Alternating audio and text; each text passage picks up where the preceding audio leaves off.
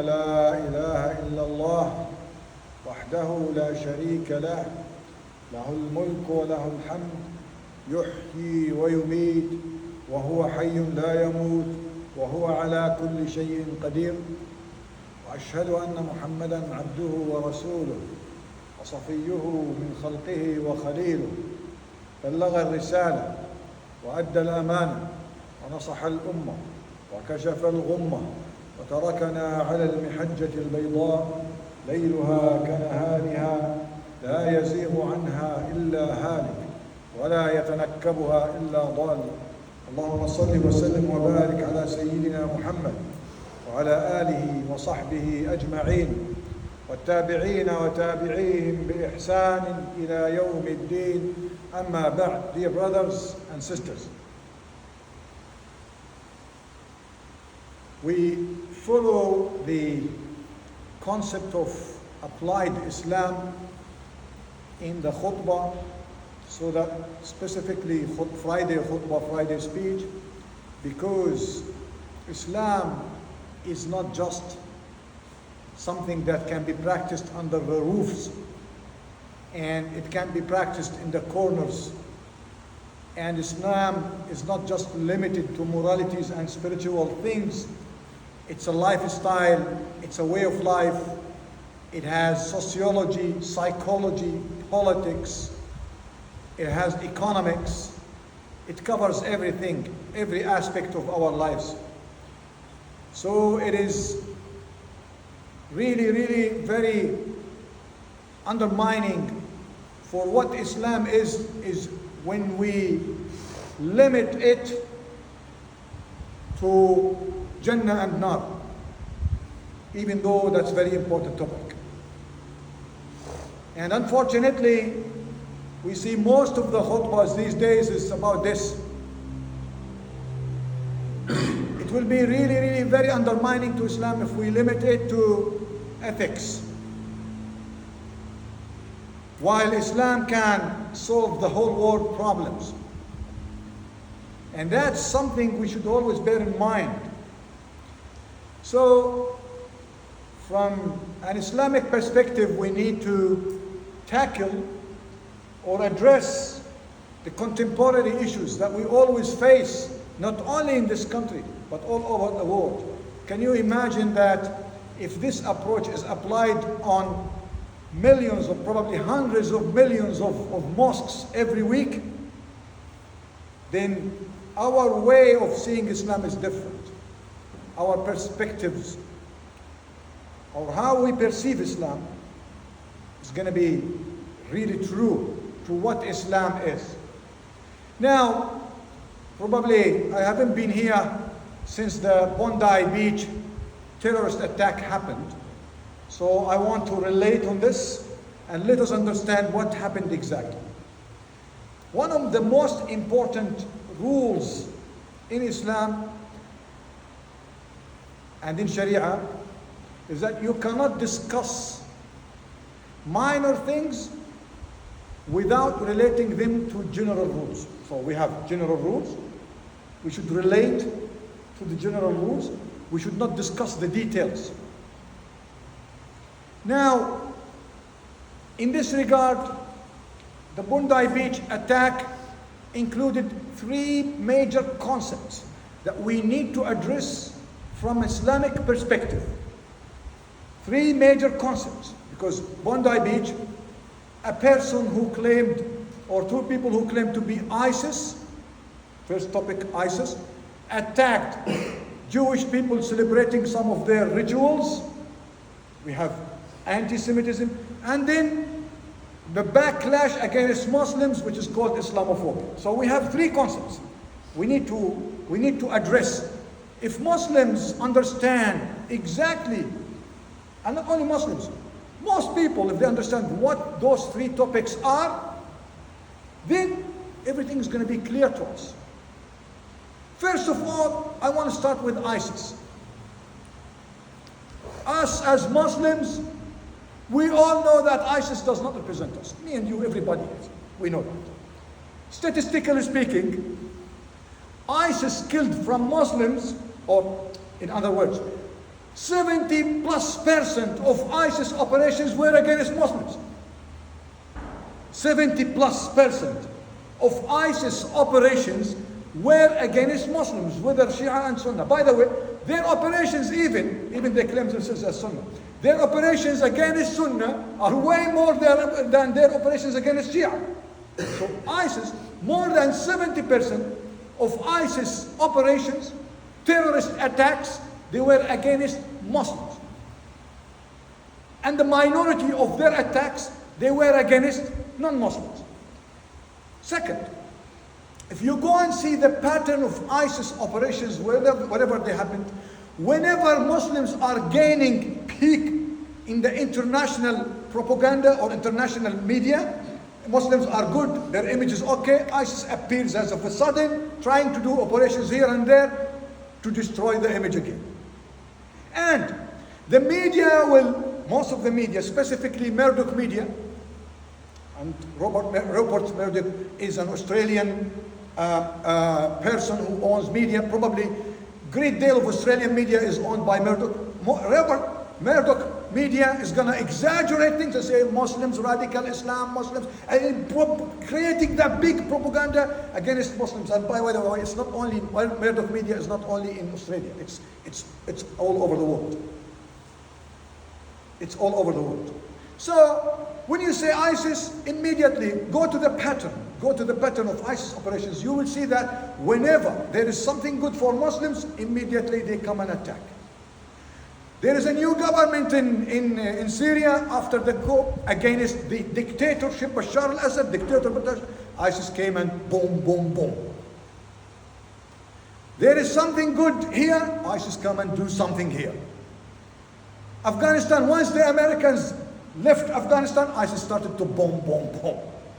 Wherever you go, like look at the pattern of ISIS. You see, ISIS is always to destroy something relevant to good Islam or good Muslims. You remember the Sri Lankan attacks in Sri Lanka, in Colombo. ISIS had a series of bombs, suicide bombs in hotels. Probably that was 2019 or 2020 in Sri Lanka. Immediately ISIS, at the time, the Khalifa of ISIS, the joke Khalifa of ISIS, he said, oh, blessed those operations, we adopt them, and they were committed by some people. Just a hint, I published a small investigatory piece about ISIS because I tried to track which hotels were bombed, and all of them were Chinese hotels or owned by people who collaborate with China. Go and see them. All the ISIS bombs in Sri Lanka were related to Chinese interests only.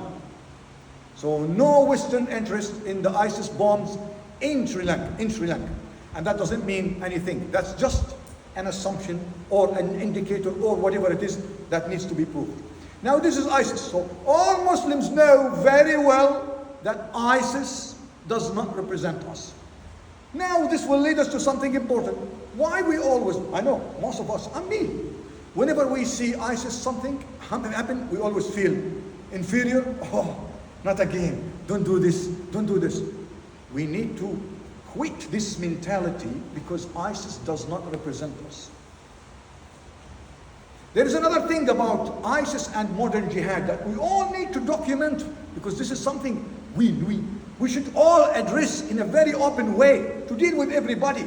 Because without relating these details of these days to the origins, you will never get anywhere. You will always think that, oh, not again, not our name, they killed again, terrorism, Islamist terrorists. And because repeating it, then you will think that Islam is truly a terrorist religion. No, it is not. I want you to do a practice now and go and just Google it, probably now after khutbah, because I don't want you to touch your phones during the khutbah. Go for YouTube and search YouTube, specifically YouTube. Margaret Thatcher, the former British Prime Minister, addressing the Mujahideen in Kabul. Please, have a look. Google it, you will see Margaret Thatcher addressing the Mujahideen in Kabul in 1983. And then she told them, you are the good people who are defending the free world against the Soviet Union. That's her words. And we will give you more funds, more money. That's Margaret Thatcher. Go on Google, please YouTube it. You'll find it easy. Easy. This is something I'm on the records. Please do it. And for all those who are watching us and those who are reporting us, go watch it, please. Watch it. Margaret Thatcher, so the people who created modern jihad in what we see these days, that has evolved to be a monster, was not Muslims. They supported the idea of jihad so that the Muslims in Afghanistan defeat the Soviet Union at the time. So it was a proxy for the Western civilized world, to fight for the Western civilized world, Muslims. And then that monster, once the Soviet Union was defeated, that monster turned to be Al-Qaeda, ISIS, killing here and there, killing people and killing Muslims. Killing Muslims. This now, the first topic, or the first concept is that we do not have something, or you should not, as Muslims, feel inferior or weak when ISIS does anything. ISIS does not represent us. In fact, ISIS is the outcome of what the Western civilized world, US and the UK mainly, created to defend themselves, to fight on their behalf the Soviet Union. That's something. And by the way, Osama bin Laden was part of that. Whether he knew it or not, whether he was a good person or not, I don't care. But he was part of that plot in general. Now, forget about ISIS now. Let's start with the next topic. Next topic is something called anti-Semitism. Because we need to address all the topics in a very open way. Anti-Semitism is true, real. It is something related to religious vilification and discrimination against the Jews because they are Jews. Something related to discrimination, bad treatment, vilification against the Jews because they are Jews. That's true and real. What is not true and what is trying to be now sold to all us, to everybody, is that Zionism is part of anti-Semitism. So we need to distinguish between these two concepts. Between these two concepts we need to distinguish. Zionism is not anti-Semitism. Zionism, is not Semitism. Semitism or anti-Semitism is discrimination against the Jews because they are Jews. Now, historically speaking, that terminology or that Jews, discrimination against the Jews, the persecution against the Jews, created in Europe, the Western world again. As Muslims, as Muslim civilization, we have to be proud to say that we always protected the Jews, have always protected the Jews. Muslims have always protected the Jews from the Western civilization, from the Western world. So the people who discriminated against the Jews, who persecuted the Jews, who punished the Jews collectively, was Europe, not us. So whenever you see anti-Semitism, has nothing to do with Islam. It has a lot to do with European people. We have nothing to do with that. So this is something important you need to understand. Now, what is it trying to be? Zionism is a political ideology that promotes something important, that Palestine is the land of the Jews. So this is a political ideology. Now, what they are trying to do now is to push this agenda that Zionism is anti-Semitism. So if you say that Jews has not the right to go to Palestine, or Israeli state is a terrorist state, or Benjamin Netanyahu is a war criminal, then you are anti-Semitic? No. What makes Benjamin Netanyahu better than Anthony Albanese? We always criticize Anthony Albanese day and night here in Australia. This is our country, and we talk about our Prime Minister. And when it comes to criticizing Benjamin Netanyahu, now this is anti-Semitism. No, it's not anti-Semitism. This is anti-Zionism. And Zionism and Israel, they are not above the criticism. They are like any other people, any other ideology. Like if you criticize socialism, it's up to you. If you criticize capitalism, up to you. It's easy to criticize Zionism because it's a political ideology. It's a colonial project to steal the land of the people and give it to those who do not have the right of it. That's simple. We can criticize that. That's simple and easy. We have to do this. So what they're trying to do after the terrorist attack in Bondi Beach is now, we need to include Zionism in the definition of anti-Semitism, so that anyone who criticizes Benjamin Netanyahu, the war criminal, anyone who criticizes Benjamin Netanyahu, and anyone who criticizes Israel, that promoted a genocide against our people in Gaza, if you criticize them, then you are doing anti-Semitism. Does not work. Now, the last thing about it is that we have a federal court judgment, federal court decision here in Australia. In Australia, we have a federal court decision saying that anti-Semitism does not include Zionism, and criticizing the state of Israel is not included in anti-Semitism. So we have a legal decision as well. What they are trying to do is to push the agenda, to abuse the Bondi Beach attack, so that they include this. So that they include this in it. So don't worry. Now, what they were trying to do is that, because the whole people, look, imagine, all over the world, millions of people flooding the streets, supporting Gaza against Israel, against the genocide. You saw it in Berlin, in Italy, in Italy, in Germany, in UK, in Australia here. Millions of people flooding the streets, non-Muslims. Now, how to kill all this public support is to legalize that if you criticize Israel, then you are anti-Semitic, you'll be in jail. That's what they're trying, that's the agenda that they're trying to push. Now what we have to push back. We have to push back, not only Muslims, all free people all over the world. Zionism is not anti-Semitism. For me, I criticize Zionism all day and night, but I do not say anything discriminatory, or I don't act discriminatory in a discriminatory way against the Jews, because Jews are Jews. Lakum dinukum waliyadin. That's the principle in Islam. Lakum dinukum. You have your religion, I have my religion. It's okay. I have nothing to do with it. I disagree with your religion, but I have nothing to do with it. Same way that you disagree with my religion. It's up to you. But we do not discriminate against Jews. And to highlight it, the Muslim civilization, Muslim states over the history, they protected the Jews from the European persecution. قولوا قولي هذا استغفر الله لي ولكم وفي الجنة استغفر الله.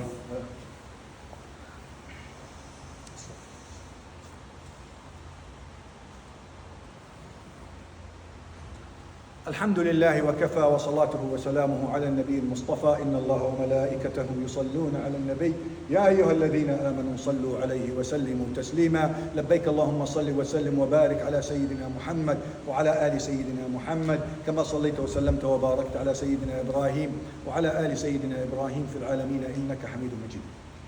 Two topics so far we discussed. ISIS has nothing to do with Islam. ISIS killed from Muslims more than anyone else. Most of their operations, more than 70% of their operations were against Muslims, and more than those 70%, the majority of those 70% operations, they were against Muslim Sunnis, because they believe in takfir. Because to them that we are kuffar, they have to kill us first, and then they kill the others. That's ISIS mentality. That's ISIS mentality.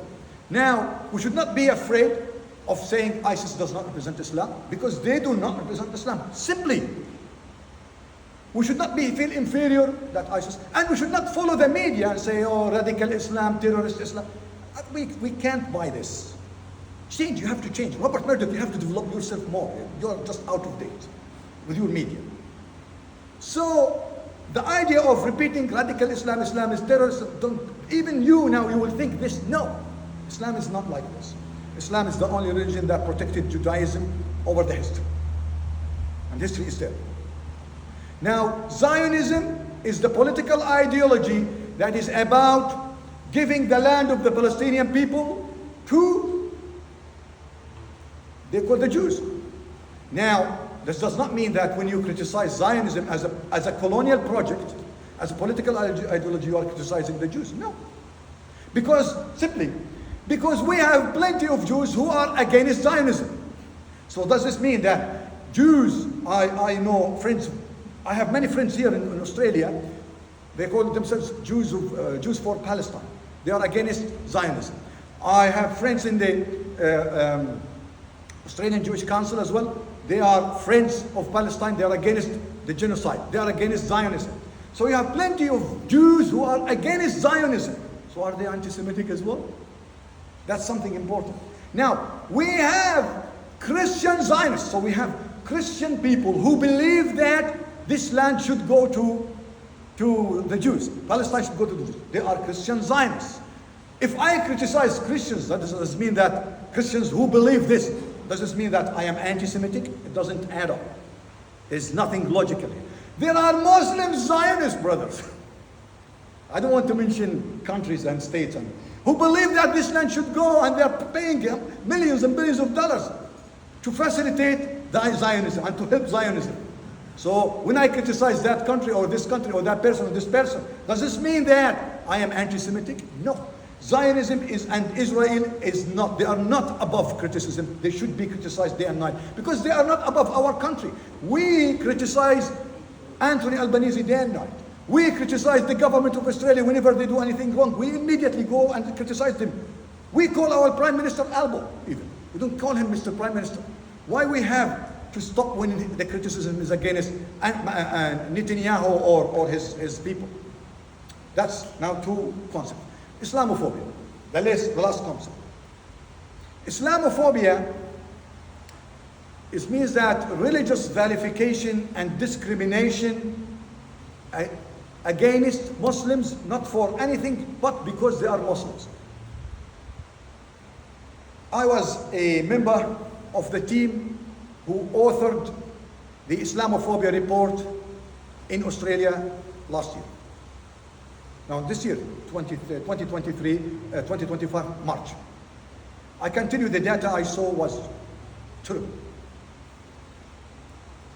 The vilification and discrimination against Muslims, even though the majority of the crimes against Muslims, these hate crimes against Muslims were verbal, but there is an increasing number of physical assault against Muslims. So historically speaking, there was no physical assault, but starting to grow as punching, spitting, and these days. Why? Because they are Muslims. Because they have beard, or the majority of the attacks were against our Muslim sisters because they are hijabi. So this means that whenever there is an attack against Muslim, not for anything, but because they are Muslim, this is called Islamophobia. This is called Islamophobia.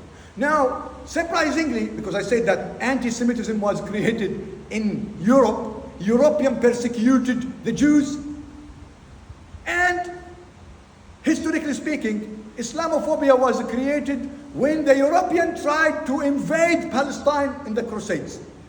That was the terminology was used. Is to damage and to make the image of Islam and Muslims as very dangerous and bad people, and we need to recruit people to go and fight them. That was history. 1,000, probably 800 years ago. So Islamophobia was created by the same people. So Islamophobia and anti-Semitism were originated in Europe. So Islamophobia and anti-Semitism are not related. What they are trying to do these days is that they are trying to explain Islamophobia by anti-Semitism. So there is anti-Semitism because they are Muslims. There is anti-Semitism because that ISIS attack occurred, because this means that the reason for anti-Semitism is Islamophobia. Not at all. Historically speaking, this doesn't add up. Logically speaking, this doesn't add up. And the anti-Semitism attacks, the majority, the vast majority, they are attacks by non-Muslims. The Holocaust was committed by non-Muslims. Is that right? So don't think, or don't let them think that Islamophobia or anti-Semitism can be explained by Islamophobia, or Islamophobia can be explained by anti-Semitism. Because that's the narrative they want everybody in Australia to believe in. No, not at all. It is not a zero-sum game.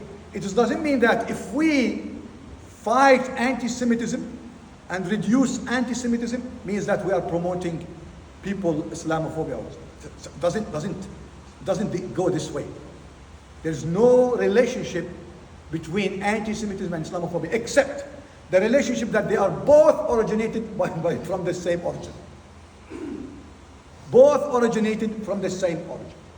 Now, speaking about the Western world with the liberal ideology, freedom of speech, and human rights, and blah blah blah, all these things, all these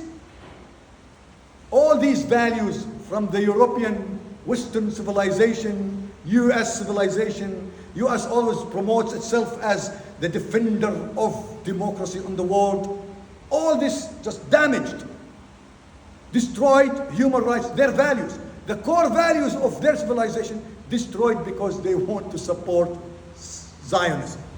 So, literally speaking, Zionism is eroding the Western values, is demolishing the core values of this country and other countries. So we should always be careful about what is being promoted here. For us as Muslims, again, we never do anything against the Jews because they are Jews. We never do anything against the Christians because they are Christians. It is very clear in our deen. In Surah Al-Kafirun, Allah says, "Lakum dinukum waliya din." You have your religion, I have my religion. Another ayah says in Surah Al-Baqarah, "La ikraha fi din." There is no coercion in religion. So you cannot coerce people to follow you or not to follow.